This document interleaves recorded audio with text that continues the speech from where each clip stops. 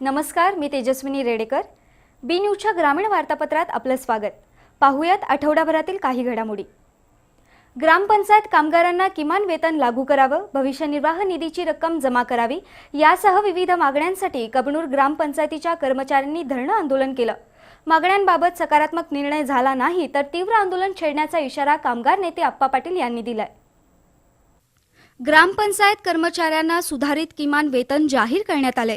त्यानुसार ग्रामपंचायत कर्मचाऱ्यांना किमान वेतन लागू करावं, कर्मचाऱ्यांच्या पगारातून कपात केलेली भविष्य निर्वाह निधीची रक्कम संबंधित विभागाकडे जमा करावी, हुद्द्याप्रमाणे कर्मचाऱ्यांची नेमणूक करावी, शिल्लक रजेचा हिशोब द्यावा यासह विविध मागण्यांसाठी श्रमिक जनरल कामगार संघटनेच्या नेतृत्वाखाली कबनूर इथल्या दर्गा चौकात धरणं आंदोलन करण्यात आलं. कामगार नेते आप्पा पाटील यांनी संबंधित विभागाला रोखठोक इशारा दिला. महाराष्ट्र शासनानं 10 ऑगस्ट 2020 रोजी सर्व ग्रामपंचायत कामगारांच्यासाठी नवीन सुधारित किमान वेतन जाहीर केलेलं आहे. या किमान वेतनाची अंमलबजावणी करा, आमच्या प्रॉव्हिडंट फंडातील कपात केलेली रक्कम भरा, रजेचा पगार द्या या मागण्यासाठी गेली 8-10 महिने सातत्यानं ग्रामपंचायत प्रशासन आणि प्रशासक असतील, ग्रामसेवक असतील यांच्यावर आम्ही सातत्यानं पाठपुरावा करत आलेलो आहोत. तथापि याबद्दल कुणी दखल घेतलेली नाही. आजची सुरुवात आहे. आज या ठिकाणी 1 दिवसाचं धरणे आंदोलन करून आमच्या मागण्यांच्याकडे सरकारचं या ग्रामपंचायत प्रशासनाचं लक्ष वेधलेलं आहे. आज जर या मागण्याबद्दल काही सकारात्मक निर्णय झाला नाही तर इथून पुढच्या काळामध्ये याहीपेक्षा तीव्र स्वरूपाचं आंदोलन केले जाईल. दरम्यान सरपंच शोभा पवार, उपसरपंच सुधीर पाटील यांच्याशी शिष्टमंडळानं चर्चा केली. कर्मचाऱ्यांच्या मागण्यांबाबत लवकरच सकारात्मक निर्णय घेण्यात येईल असं आश्वासन देण्यात आलं. आंदोलनात सुकुमार कांबळे, नागेश कांबळे, गणेश थोरात, उत्तम गेसगे, दिलीप शिंगे, प्रवीण कांबळे, मीना कांबळे, मंगल हेगडे यांच्यासह कामगार सहभागी झाले होते. कोरोनाची दुसरी लाट रोखण्यासाठी जत्रा, यात्रा आणि सार्वजनिक कार्यक्रमांना परवानगी दिली जाणार नाही अशी माहिती तहसीलदार मीना निंबाळकर यांनी दिली. ज्येष्ठ नागरिकांनी कोरोना प्रतिबंधात्मक लसीकरण करून घ्यावं असं आवाहनही त्यांनी केलं. राधानगरी पंचायत समिती कार्यालयात लोकजागृती मेळावा घेण्यात आला. तहसीलदार मीना निंबाळकर, पोलीस निरीक्षक उदय डुबल, गटविकास अधिकारी संदीप भंडारे यांनी या बैठकीत मार्गदर्शन केलं. कोरोनाची दुसरी लाट रोखणं अत्यंत महत्त्वाचं आहे. जत्रा, यात्रा, सार्वजनिक कार्यक्रम पूर्णतः बंद ठेवावेत. आठवडी बाजारात गर्दी करू नये, मास्कचा वापर आणि सामाजिक अंतर राखणं बंधनकारक आहे अशा सूचना तहसीलदार निंबाळकर यांनी दिल्या. तालुक्यात 60 वर्षांवरील 43,000 नागरिक आहेत. त्यापैकी 8,000 नागरिकांनी लस घेतली आहे. उर्वरित ज्येष्ठ नागरिकांनी लसीकरण करून घ्यावं असं आवाहन त्यांनी केलं. लोकजागृती मेळाव्याला उपसभापती मोहन पाटील, मंडल अधिकारी विशांत भोसले, शिवाजी कोळी, पोलीस नायक कृष्णात यादव, अशोक पाटील, सरपंच, ग्रामपंचायत सदस्य, तलाठी उपस्थित होते. टप्पा अनुदानित, विनानुदानित शिक्षक आणि शिक्षण संस्था चालक संघटनेची सहविचार सभा गडिंग्लज इथं पार पडली. प्रलंबित मागण्या पदरात पाडून घेण्यासाठी वेळप्रसंगी लोकप्रतिनिधींना घेरावा घालू असा इशारा सहविचार सभेत देण्यात आला. गडहिंग्लज, आजरा, भुदरगड आणि चंदगड तालुक्यातील विना अनुदानित तसंच टप्पा अनुदानित शिक्षक पदाधिकारी यांची सहविचार सभा नुकतीच पार पडली. सुनील देसाई, पुंडलिक रक्ताडे, शिवाजी पारळे, नंदकुमार पाटील, आशफाक मकानदार यांनी मनोगत व्यक्त केली. सहविचार सभेच्या अध्यक्षस्थानी जागृती हायस्कूलचे मुख्याध्यापक विजयकुमार चौगले होते. ज्युनियर विभागाच्या पुरवणी मागण्यांसह अनुदानित आणि विनाअनुदानित शाळांमधील शिक्षकांना संच मान्यता तातडीनं द्यावी अशी मागणी करण्यात आली. आपल्या प्रलंबित मागण्या पदरात पाडून घेण्यासाठी तीव्र संघर्षाची तयारी ठेवण्याचा निर्धार सहविचार सभेत करण्यात आला. यावेळी जिल्हा परिषद सदस्या अनिता चौगले, उपप्राचार्य चिदानंद कानडे, वीणा पोददार यांच्यासह शिक्षक उपस्थित होते. नदी म्हणजे जीवनवाहिनी आहे. नद्या आहेत म्हणून निसर्ग आणि माणूस आहे. तरीही आपण नद्यांचे उत्सव साजरे न करता नद्यांचं श्राद्ध घालतोय. हीच परिस्थिती कायम राहिली तर एक दिवस या नद्या लुप्त होतील. नद्यांच्या पुनरुज्जीवनासाठी प्रदूषण आणि नदीपात्रातील अतिक्रमण रोखण्याची गरज आहे, असं मत शिवसेना जिल्हाप्रमुख विजय देवणे यांनी व्यक्त केलं. गडिंग्लजमध्ये हिरण्यकेशी नदी वाचवा अभियानावेळी ते बोलत होते. हिरण्यकेशी नदीचा उगम सिंधुदुर्ग जिल्ह्यातील आंबोली गावाजवळ झालाय. ही नदी कोल्हापूर जिल्ह्यातील आजरा आणि गडिंग्लज तालुक्यातून वाहत जाऊन पुढे घटप्रभा नदीला मिळते. कधी काळी निर्मळ असलेल्या हिरण्यकेशी नदीमध्ये आता प्रदूषण वाढू लागले. सांडपाणी आणि मैला मिश्रित पाणी मिसळत असल्यानं हिरण्यकेशी नदीचा श्वास गुदमरत चाललाय. 2 दिवसांपूर्वी गिजवणे बंधाऱ्याजवळ हजारो मासे पाण्यावर तरंगत होते. त्यातील 50% अधिक मासे मृत्युमुखी पडले होते. पाण्यातील ऑक्सिजन कमी होत असल्यानं जलचरांचा जीव धोक्यात आलाय. हिरण्यकेशी नदीवर आजरा, गडिंग्लज शहरासह 72हून अधिक गावांच्या पाणी योजना अवलंबून आहेत. अशावेळी हिरण्यकेशीचं प्रदूषण रोखण्यासाठी नागरिकांनीच पुढाकार घेतला पाहिजे, असं आवाहन शिवसेनेचे जिल्हाप्रमुख विजय देवणे यांनी केलं. दरम्यान नदी घाटावर हिरण्यकेशी नदी माझी नदी अशी शपथ घेण्यात आली. यावेळी दिलीप माने, अशोक खोत, रियाज शमनजी यांच्यासह शिवसैनिक उपस्थित होते. आणखीन काही बातम्यांसह भेटूयात वार्तापत्राच्या पुढील भागात थोड्याच वेळात.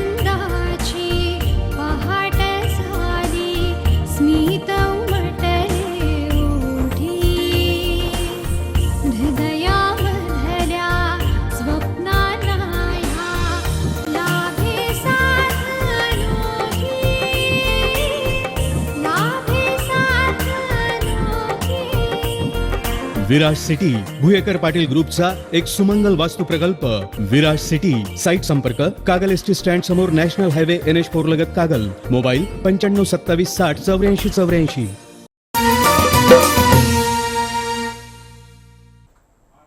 वार्तापत्राच्या या भागात आपलं स्वागत. कुटुंब आणि समाजाच्या प्रगतीमध्ये महिलांची भूमिका महत्त्वाची आहे. साफसफाईचं काम करणाऱ्या महिलांमुळे समाजाचं आरोग्य चांगलं राहतं, असं प्रतिपादन कागलच्या तहसीलदार शिल्पा ठोकळे यांनी केलं. रवळनाथ फायनान्सच्या वतीनं गडिंग्लज इथं आयोजित महिलांच्या सत्कार समारंभात त्या बोलत होत्या. रवळनाथ कोऑपरेटिव्ह हाऊसिंग फायनान्स सोसायटीच्या वतीनं गडिंग्लज इथं सफाई कामगार महिला आणि आरोग्य कर्मचाऱ्यांचा सत्कार आयोजित केला होता. सुमारे 100 महिला कर्मचाऱ्यांना साडी चोळी देऊन सत्कार करण्यात आला. तहसीलदार शिल्पा ठोकळे आणि नगराध्यक्षा स्वाती कोरी यांच्या हस्ते साडी चोळी वितरण करण्यात आलं. तहसीलदार शिल्पा ठोकळे आणि नगराध्यक्ष स्वाती कोरी यांनी महिलांच्या कर्तृत्वाचा गौरव केला. सफाई कामगार महिलांमुळे नागरिकांचं आरोग्य चांगलं राहत असल्याचे गौरवोद्गार त्यांनी काढले. याप्रसंगी संस्थेच्या संचालिका श्रीमती उमा तोरगल्ली, मिनल रिंगणे यांनी मनोगत व्यक्त केलं. कार्यक्रमाला प्राचार्य डॉक्टर RS निक्षपणकर, रेखा पुतदार, डॉक्टर संजय चौगले, विजय आरबोळे, सागर माने, बाबासाहेब मार्तंड यांच्यासह सभासद आणि कर्मचारी उपस्थित होते. महावितरण कंपनीनं थकबाकी वसुलीसाठी वीज पुरवठा खंडित करण्याचा प्रयत्न केल्यास जशास तसं उत्तर दिलं जाईल, असा इशारा गहिनीनाथ कृषी विज्ञान मंडळाच्या वतीनं देण्यात आला. याबद्दलचं निवेदन महावितरणचे उपअभियंता गणेश पवार यांना देण्यात आलं. गहिनीनाथ कृषी विज्ञान मंडळ आणि शेतकरी संघटनेच्या कार्यकर्त्यांनी महावितरणचे उपअभियंता गणेश पवार यांना निवेदन दिलं. लॉकडाऊन काळातील बिलांसह सर्व रक्कम एकाच वेळी भरणं नागरिकांना शक्य नाही. बँका, सोसायटी, पतसंस्था, नगरपालिका यांची देणी द्यावी लागत आहेत. अशावेळी महावितरणनं तगादा लावल्यामुळे वीज ग्राहक हैराण बनले आहेत. महावितरणचे काही कर्मचारी थकबाकी वसुलीसाठी ग्राहकांना दमदाटी करत आहेत. अशा पद्धतीनं वीज पुरवठा खंडित करण्याचा प्रयत्न झाल्यास महावितरणच्या अधिकाऱ्यांना जशास तसं उत्तर देऊ, असा इशारा देण्यात आलाय. यावेळी गहिनीनाथ कृषी विज्ञान मंडळाचे अध्यक्ष रमेश माळी, शेतकरी संघटनेचे सागर कोंडेकर, उपनगराध्यक्ष बाबासो नाईक, नगरसेवक आनंदा पसारे, कॉम्रेड दत्ता सावंत, बंडोपंत वाळवेकर यांच्यासह वीज ग्राहक उपस्थित होते. राधानगरी तालुक्यातील कपिलेश्वर, अकनूर परिसरातील शेती पंपांची चोरी होतीये. बऱ्याचदा वीज वाहिनीत बिघाड करून ट्रान्सफॉर्मरमधील तांब्याच्या वायरी आणि तेलाचीही चोरी केली जातीये. शिवाय रात्रीच्या वेळी शेती पंपाचा विद्युत पुरवठा बंद असतो. कारणं अनेक असली तरी पाण्याअभावी शेतातील उभी पिकं कोमेजू लागली आहेत. अशा भुरट्या चोरट्यांवर कारवाई करावी आणि शेती पंपांना अखंड वीज पुरवठा द्यावा अशी मागणी शेतकरी वर्गातून होतीये. राधानगरी तालुक्यातील कपिलेश्वर, मांगोली, अकनूर, तुरंबे गावातील शेतीपंपांना मुधाळ तिट्ट्यावरून वीज पुरवठा केला जातो. मात्र गेल्या काही दिवसांपासून शेतीपंपाच्या वीज वाहिनीत रात्रीच्या वेळी बिघाड केला जातो.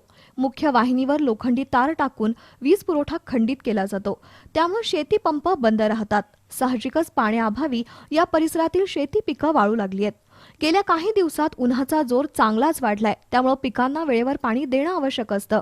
मात्र कधी वीज नसल्यानं तर कधी शेतीपंप चोरीला गेल्यानं पिकांच्या पाणी पाजण्याच्या वेळा विस्कळीत होतात. कधी वीज वाहिनीत बिघाड करायचा तर कधी ट्रान्सफॉर्मरमधील तांब्याच्या वायरी आणि तेलाची चोरी करायची. रात्रीच्या वेळेस भुरटे आणि चोरटे असले उद्योग करत असल्यानं राधानगरी तालुक्यातील शेतकरी वैतागलेत. त्यामुळे पोलिसांनी गस्त वाढवावी, वीज वितरण कंपनीनं सुरळीत विद्युत पुरवठा करावा अशी मागणी शेतकरी वर्गातून होतीये. लॉकडाऊन काळातील वीज बिल माफीचा अंतिम निर्णय होईपर्यंत घरगुती ग्राहकांचा वीज पुरवठा खंडित करू नये अशी मागणी दलित महासंघाच्या वतीनं करण्यात आली आहे. या मागणीकडे लक्ष वेधण्यासाठी गांधीनगर इथं उंटावर बसून आंदोलन करण्यात आलंय. करवीर तालुक्यातील गांधीनगर परिसरात थकबाकीच्या कारणावरून वीज पुरवठा खंडित करण्याचे प्रकार सर्रास घडत आहेत. महावितरणच्या या धोरणाविरोधात दलित महासंघाच्या वतीनं उंटावर बसून आंदोलन करण्यात आलं. सरकार वीज बिल माफ करेल हे आशेने जनतेने बिल भरलेलं नाही. त्यामुळे जनतेचं बिल मोठ्या प्रमाणात वाढलेलं आहे. आणि आता काय झालं, राज्य शासनानं निर्णय दिलेला होता की सक्तीची वसुली करू नका. तरी देखील प्रशासन विद्युत प्रशासन सक्तीने वसुली करत आहे. तरी ते कुठेतरी थांबून प्रशासनाने बिल माफ जोपर्यंत शासनाचा निर्णय होत नाही तोपर्यंत वीज वितरण कार्यालयाने कोणाचे कनेक्शन तोडू नये. ज्यांचं कनेक्शन तोडलेले आहेत त्यांचं कनेक्शन पुन्हा जोडून द्यावं. आणि जर खरोखर जर विद्युत ग्राहक जर बिल भरायला तयार असेल तर त्यांना कुठेतरी हप्त्याची व्यवस्था करून प्रशासनाने द्यावं. त्यानंतर उंटावरून जाऊन महावितरणच्या कार्यालयात निवेदन देण्यात आलं. थकबाकीसाठी वीज पुरवठा खंडित करू नये, तोडलेली वीज कनेक्शन पुन्हा जोडावी, वीज बिल भरण्यासाठी हप्ते पाडून द्यावेत, लॉकडाऊन काळातील वीज बिल माफ करावीत अशा मागण्या करण्यात आल्या आहेत. या आंदोलनात अप्पासाहेब कांबळे, राजू कांबळे, रामभाऊ साळोखे, वीरेंद्र भोपळे, नबीसाब नदाफ, अनिल हेगडे यांच्यासह कार्यकर्ते सहभागी झाले होते. वार्तापत्राच्या या भागात घेऊयात एक छोटीशी विश्रांती.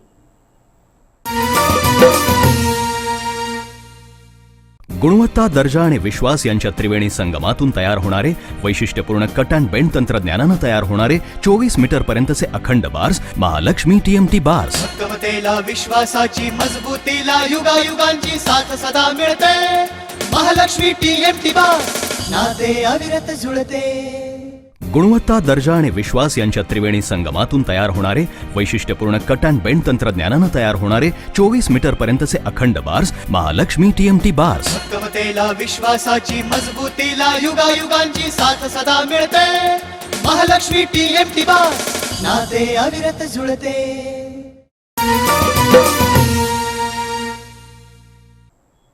वार्तापत्राच्या अखेरच्या भागात आपलं स्वागत. करवीर तालुक्यातील गांधीनगरच्या सरपंच रितू लालवाणी यांच्या विरोधातील तपास कामात दिरंगाई करणाऱ्या पोलीस आणि कर्मचाऱ्यांवर कारवाई करावी अशी मागणी पंचायत समितीचे माजी सदस्य प्रताप चंदवाणी यांनी केली आहे. आपल्या मागणीकडे लक्ष वेधण्यासाठी चंदवाणी यांनी गांधीनगर पोलीस ठाण्यासमोर उपोषण सुरू केलंय. करवीर तालुक्यातील गांधीनगर ग्रामपंचायतीच्या सरपंच रितू लालवाणी यांच्याविरुद्ध बनावट दिव्यांग प्रमाणपत्र प्रकरणी गुन्हा दाखल झालाय.